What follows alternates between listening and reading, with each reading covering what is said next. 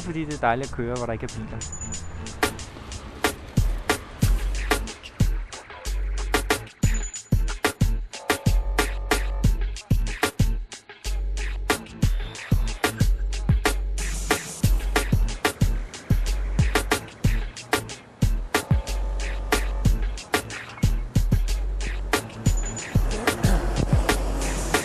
This is a typical Danish cycle track.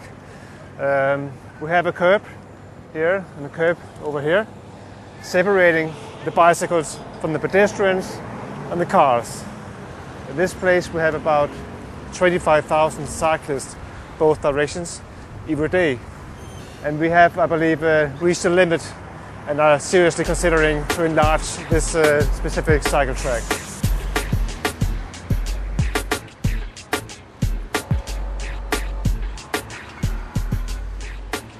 Man har virkelig sin egen cykelsti, og de er meget brede i forhold til andre store byer. Forskellen er, at her har vi jo cykelstier, og det gør det jo noget mere sikkert at cykle rundt. Så hvis bare man er forsigtig, så er det egentlig ikke så farligt at cykle rundt i København. The really difficult part is getting safe and secure intersections for bicycles. And here you can see one of our tricks, one of the pre-green light. Bicycles getting ahead of cars in the intersections and increasing traveling speed. And also you can see the blue mark crossings.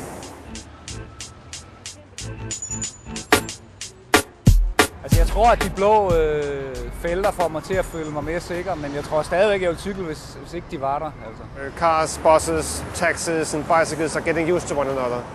And everybody knows that you have to take care of bicycles. They are everywhere, anytime. So you can expect anything from a bicyclist. And once you learn this, and once the car drivers learn this, you have a really safe and more secure traffic system. You have to ensure that people can go easily and securely from one place to another. Altså når jeg kører nogle steder, jeg kender godt, og hvor hun kender vejen, så er det okay at køre med hende, hvis hun kører lidt foran, hvor jeg kører. Men hvis jeg skal køre nogle steder, jeg ikke kender så godt, så tør jeg ikke have hende på sin egen cykel.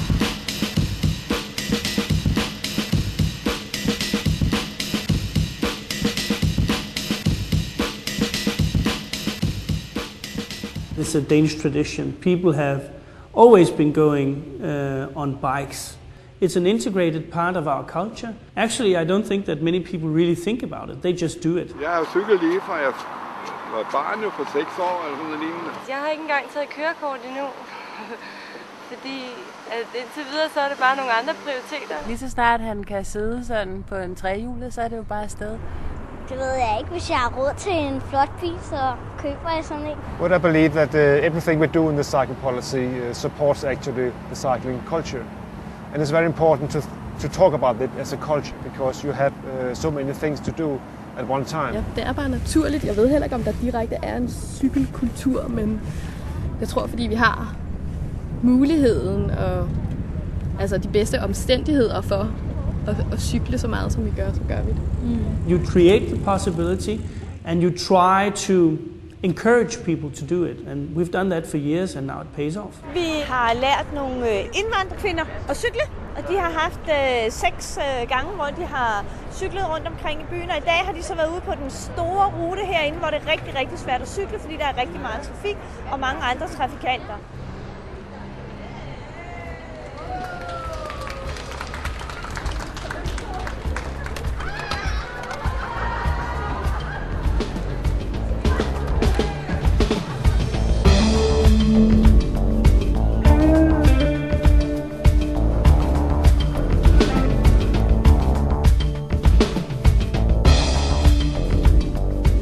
Some years ago, someone got the idea that you should put up free bikes for everyone, and it should be financed by private investors, by commercials on the bikes. And in the start, we had to help it a little along the way, but now it's really going well, and it's a natural part of the Copenhagen city picture. We come from Italy. And yeah, we also ride bike in Italy, but there are not so many bike signs in Copenhagen. Yeah, 20 kron, and we got the bicycle. And then you get back the money when you give back the bike. It's more human, and it's for free. So yeah, I think it's a good idea. This city bicycle. I believe it's also quite important to work on the experience of riding a bicycle. It should always be a nice experience to ride a bicycle in Copenhagen if you want to support this kind of transport.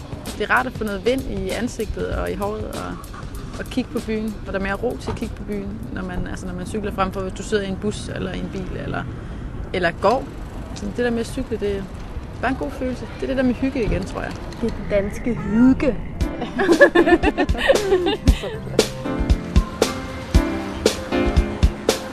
Man siger jo netop, det her danske hygge, det er noget, der ikke findes andre steder i verden. I hvert fald, man har ikke et ord, der passer til det. Men det er jo sådan en stemning af, at man har det godt sammen. Man er nogle mennesker, hvor der er en god atmosfære, en god stemning. Eller sådan.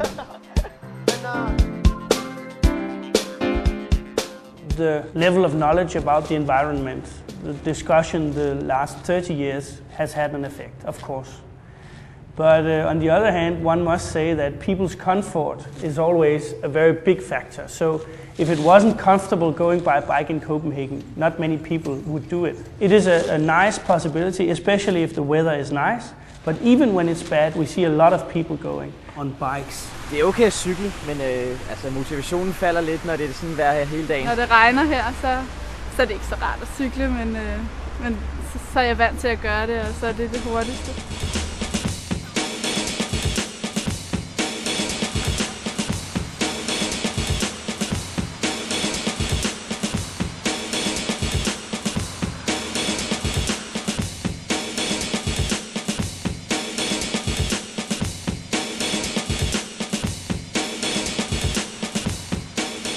The fact that so many are going by bike is a very helpful factor towards battling congestion.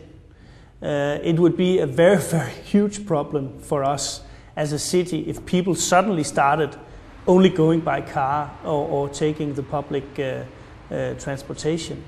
Today, actually, the traffic in Copenhagen is very fluent. If you ask Copenhageners, of course, they will say no, but compared to international other cities, it is a fact that it's not very hard to get through Copenhagen. And of course, that's a factor we are proud of. Jeg kommer meget hurtigere til arbejde, når jeg bruger min cykel, end hvis jeg bruger min bil. Hvis du har en bil, det er nærmest faktisk nærmest lidt fjollet, fordi at du kan komme hurtigere afsted på en cykel. Hvis jeg skulle finde ud af, hvilke buslinjer jeg skulle tage på kryds og tværs af byen, så ville det sådan set tage længere tid.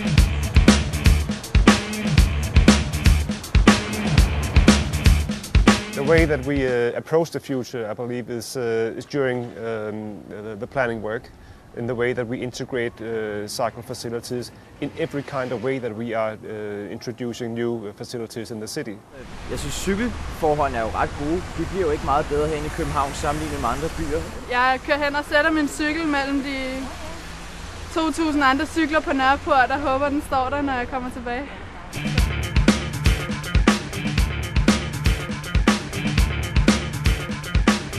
In the future, we have to work even harder to secure the possibility of people going by bike. In these years, there's a fight going on between pedestrians, the people going by car, and people going by bikes. And of course, if someone wins, other loses. And that's a situation we have to change. For instance, I would love to create a city where no cars were parked above the ground. You could create a city where you can park underground, and thereby you'll have a lot of space that you can use for something else, pedestrians or people going by bike.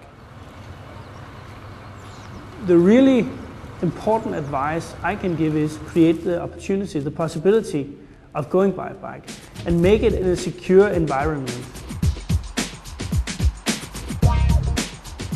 It's flexible, it's individual, it supports your health, it's a nice experience, it's cheap, so what else? Det er nemt, det er hurtigt, og hvis vejret tillader det, så er det også rart. Altså det er fordi det er praktisk. Det er spændende, og det er sjovt, og det er frit. Jeg synes, at det er rigtig rart at komme ud og røre sig og få den der motion. The best mean transport me to see the city. Det bliver man jo glad af. Man bliver glad af at cykle rundt. For det er billigst, og det er lettest. Og det forurener ikke.